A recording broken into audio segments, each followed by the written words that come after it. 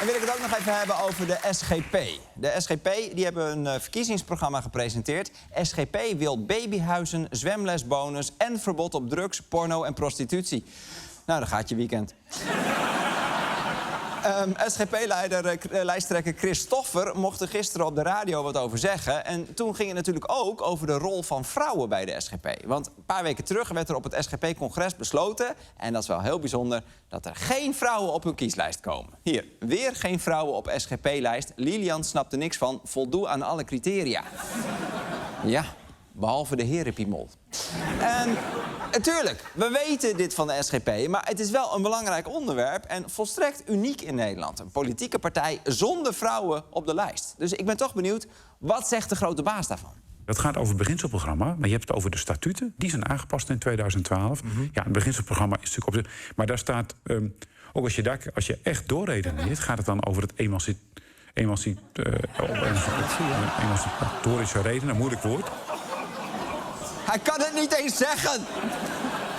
Dat heeft hij met wel meer onderwerpen, hè? Homohuwelijk.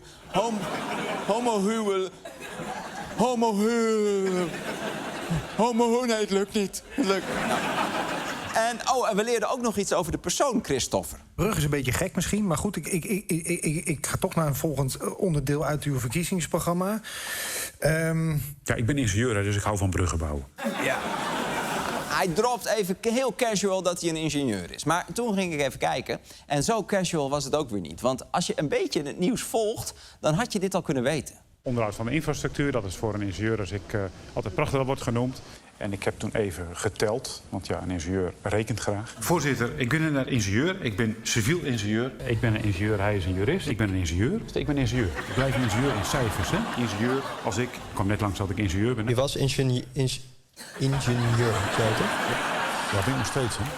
Ja, voor het achter wordt gezegd dat ik ook kan rekenen. Dat klopt, ik ben ingenieur. Genoteerd, genoteerd. Zo staat hij ook bij de bakker. 2 pistoletjes, ben ingenieur. Halfje bruin, want ik ben ingenieur. En zo'n kaneeldingetje. En nee hoor, het gaat zo wel mee, want ik ben ingenieur.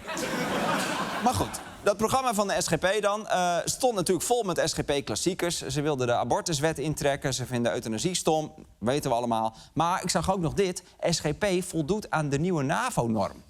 What the fuck? De SGP geeft 5% van het partijbudget uit aan defensie. Christoffer heeft waarschijnlijk ergens een schuur vol luchtdoelraketten of zo. Doodeng. En de SGP vindt ook dat er een minister van Gezin moet komen. Dat moet dan iemand zijn die minder tijd gaat hebben voor zijn gezin... omdat hij meer tijd wil doorbrengen als minister van Gezin. En de SGP wil dus een verbod op porno. Voor iedereen, hè? Wat best wel ver gaat. Kijk, natuurlijk, valt een hoop aan te merken op de porno-industrie. Ten eerste, die zoekfunctie. Verschrikkelijk, werkt nooit goed. Maar er zijn natuurlijk ook allerlei misstanden in de porno-industrie. En ik snap ook dat het beter is als kinderen geen porno kijken... want alles wat je daar ziet, niet alles is realistisch. En daarom ben ik ook in een vrij heftige rechtszaak verwikkeld met mijn tuinman. Maar... vertel ik later wel over. Maar de SGP wil zo'n verbod natuurlijk ook... omdat ze vinden dat seks alleen maar binnen het huwelijk mag plaatsvinden. Al kunnen ze dat zelf veel geiler verwoorden. Er is ook zoiets als zelfbeheersing.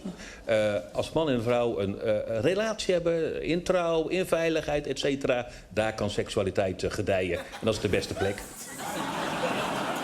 Ja, dus volgens de SGP gedijt seksualiteit alleen in het huwelijk. Nou, een tip voor pornomakers: voor elke shoot de acteurs laten trouwen.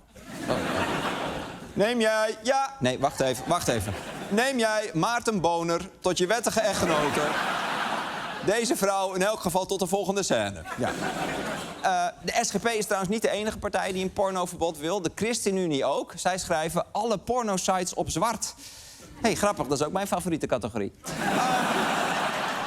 Maar... ik kom nooit op die site. Maar die andere christelijke partij, het CDA, is volgens mij niet voor zo'n verbod. De SGP, de ChristenUnie, die willen porno verbieden. Wat wil het CDA? Het staat niet in ons programma.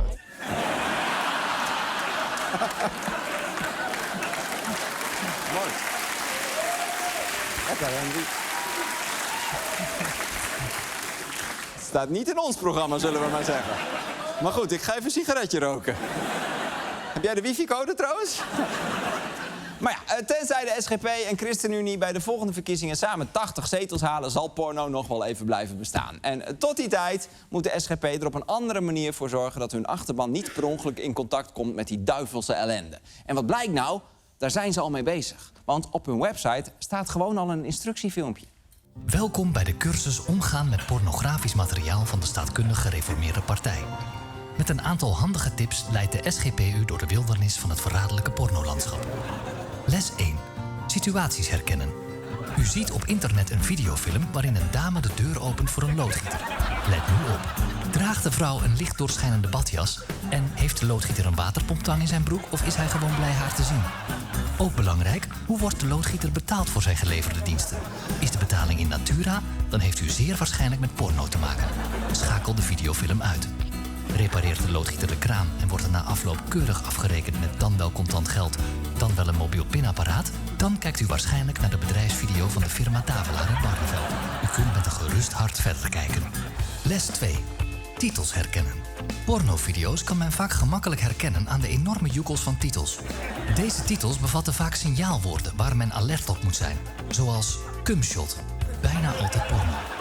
Anaal, buiten een professionele medische omgeving, dikwijls porno. MILF, afkorting voor Maria in Lourdes, Frankrijk. Een populaire genre-aanduiding in katholieke bedevaartsvideo's. Geen porno, maar het kijken wordt alsnog afgeraden. Gangbang, verzamelnaam voor human interest documentaires over een zeldzame fobie voor donkere portieken en halletjes. Kan heftige emoties opwekken, dus houd een doos tissues of een oude sok bij de hand. Les 3. Melding maken. U hoeft bij de partij geen melding te maken wanneer u een pornovideo tegenkomt. Wegklikken is genoeg. Komt u nou toevallig langs een video waarin 2 wulpse vrouwen neerknielen onder het bureau van een ingenieur? Stuurt u die dan wel graag door naar chris.stoffer@sgp.nl. SGP komt allen tezamen, jubelend van vreugde. Ja.